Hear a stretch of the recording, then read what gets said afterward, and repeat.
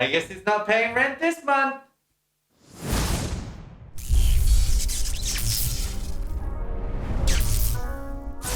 Hi, Zizaran here with a build guide for 3.18 Sentinel League, and this is by far the strongest starter for the upcoming league. It's a very bold claim, and the reason that I can do that claim is that the skill is bugged. So the thing that's affecting the build and is bugged is that we are bringing spectres with us, and we're basically desecrating spectre corpses. All spectre health was supposed to be normalized and nerfed and a lot lower, but Auric Colossus and Auric Champion has a large amount of health more than they're supposed to. It actually affects to be 60% more damage than the build is supposed to have. So a little about this build, there are still some downsides. It is a 2-button build. You're gonna have to do Desecrate and then Detonate Dead. That is not a playstyle for everyone, but if you're looking for just an absurdly strong starter, then this is it. It's also incredibly strong for solo self-found, and it's just not supposed to be this strong. So for playing this build, we are using Desecrate and then right-clicking that Desecrate. So you're Desecrate, DD, Desecrate, DD. As you can see in the background, it feels really, really good. Might feel a lot surprisingly good to you because it is such a fast build. And the proliferation with the spreading the fire damage to nearby enemies, absolutely great. And it lingers, so enemies walking into it will continue to die. And as you can see in the background, absolute powerhouse of a build. It just feels really good. So as per normal, we're using Path of Building, and I do have a video and in the description where you can download Path of Building, and we're using my normal step-by-step thing. So it's very, very easy to see how you are leveling the build. You can see we have a respec around level 50 here. It should be 7 points, which you have for free by then. And very, very, very easy to follow the build. There's not any large respecs, so pretty straightforward. No cluster jewels, easy to follow. For this build, we are killing the bandit, but helping Illyria can be really, really nice on this build. Not only does it give you the resist, but it does also give you the really nice mana regen, and mana can be a pain until you get your Rubelab. Pantheon for this build is going to be Brine King and Ralakesh. For skills and leveling, like I said early on, Stormblast Mine, Orb of Storms, and Frostblink, and then you switch to Flame Dash at level 10. And a thing that's important for this build is that we are doing something called muling.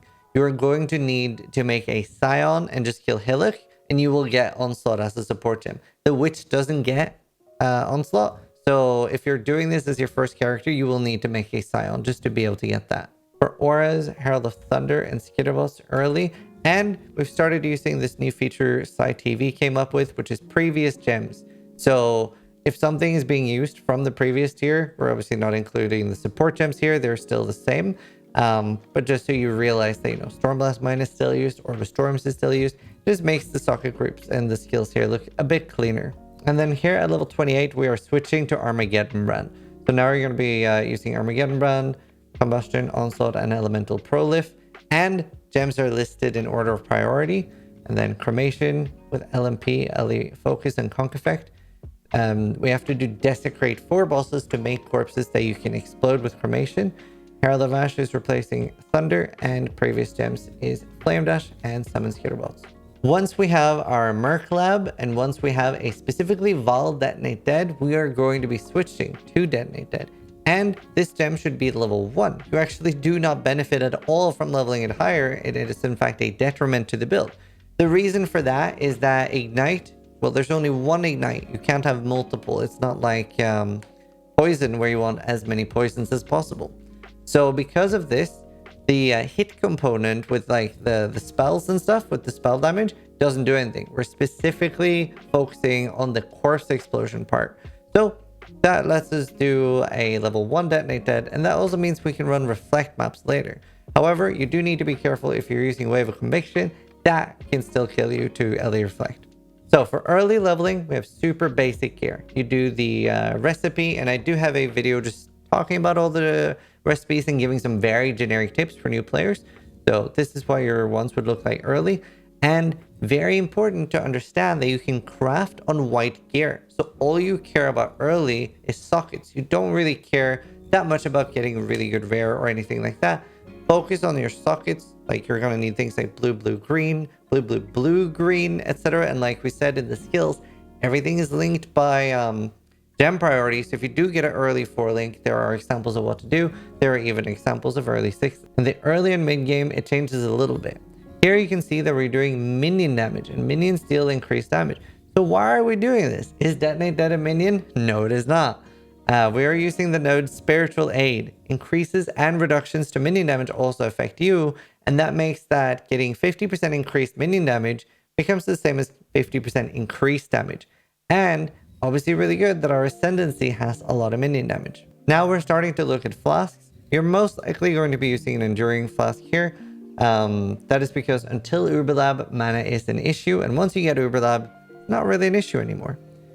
Other than that, Flagellant is great, but even if you only have 4, 5, or 6 charges when you're hit by an enemy, that's great too. And we're doing curse reduction, armor, and cast speed.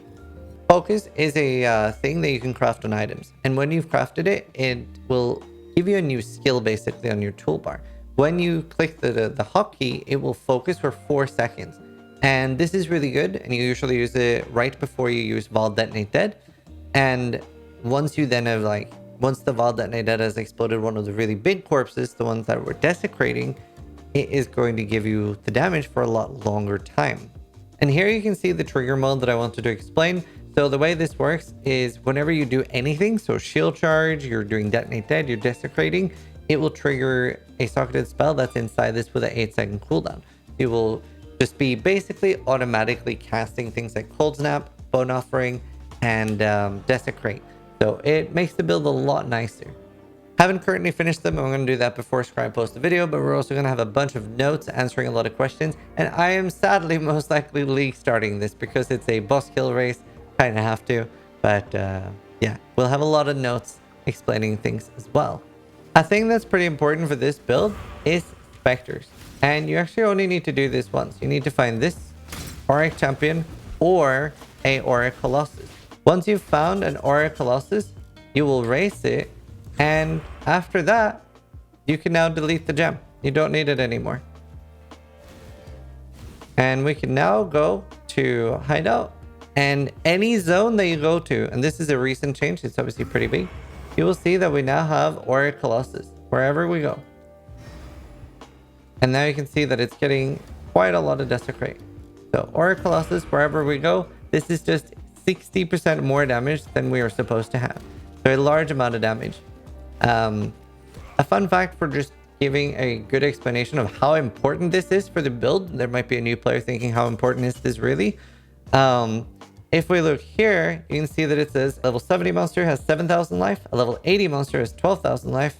This one has slightly over 400,000 or something, or 340,000. So a insane amount of life. And that is why we're getting so much damage. And especially with Vaal Detonate Dead, it's very often going to destroy these like really big ones. Now, for mapping, you will a lot of the time be destroying the natural monsters of the map. But for anything with bosses and throwing down your Vaal DD with your focus, you are getting that huge explosion. We've also not turned on everything we can put on. We actually would have most likely a 50% shock. That is because we're getting so much of the non-damaging ailment scaling. We're, for example, here on the Elemental Mastery taking that. And it's really strong because from Corpse Factory, getting enemies near your corpse is chilled and shocked. And unlike something like Skitterbots, these are actually getting scaled by everything we're doing with non-damaging ailments. So we're getting 40% here. You can see that we're trying to get it on boots. We're trying to get it on a helmet. We're also getting scorched from boots. And all of this is getting scaled by that. So it's insanely strong. You're going to notice that enemies are so much slower than what you're used to on normal builds. And that's part of the powerhouse of this build. Let's do the normal frequently asked questions at the end of every build guide to make sure we've explained everything. Are there too many gems to equip? No, it should fit exactly. There's not a crazy amount of socket pressure on this build, and you could drop your entire Flame Surge or Wave of Conviction setup very easily. Can the player have mana issues? Yeah. Until we get our Uberlab, mana is a bit of a problem. A lot of people don't love using Mana Flask a lot, which is why helping Alira will help with your mana. You also really want to make sure that you have a level 1 Detonate Dead. Having a level 20 or a level 21 does not benefit the build whatsoever. You do not get 1 more damage. So definitely do not level that. And other than that, you can throw the life tap on some things early on to help. And once you have your Rubalab, you have no mana issues anymore. Useful level uniques for this, there isn't really anything. The only thing would be like Death Rush is kind of nice. Other than that, it would just be your standard level uniques. Barracks Rings or Tasalios Sign, things like that are really nice for early on.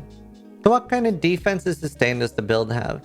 So we do get 50 block, which is really nice. We have Determination, Grace, Defiance Banner, and Tempest Shields. We have a large amount of evasion and armor. Very, very strong. We also do get a large amount of sustain from our Ghost Dance. Other than that, we don't have a large amount of life regen. Actually, a lot of people like dropping, for example, a Jade Flask on bosses. So you would have 2 life flasks on bosses. And other than that, you can take things like life regen while moving as a mastery. You can get regen on boots instead of the crit for less damage. And that is pretty much all the sustain and defense we have. It is incredibly tanky. One thing that's surprisingly important to explain for this build is we used to use an amulet called Ungil's Gouch to make sure that Elemental Overload would always be up for crit things. This actually helps a lot with that. Critical strike chance is increased by your chance to suppress spell damage. That gives you 100% crit. As for special mechanics that makes the build work, it is mostly the fact that we have to rest one of those Auric Colossus or Auric Champion with a Spectre Gem. As far as the biggest mechanical drawback to the build, the only thing is that you do rely quite a lot on Vaal Detonate Dead for your single target damage. Especially on fights like Awakener, you don't recharge your Vaal DD a lot. So you basically save 1 for the final stage, and that's maybe get 2. But it's a bit of a pain for that one.